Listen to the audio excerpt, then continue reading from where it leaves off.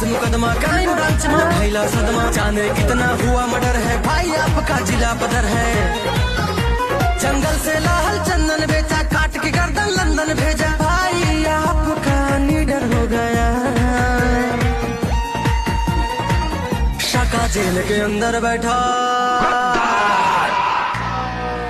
शाका जेल के अंदर बैठा, बाहर मर्डर हो गया। शाका जेल के अंदर बैठा, बाहर मर्डर हो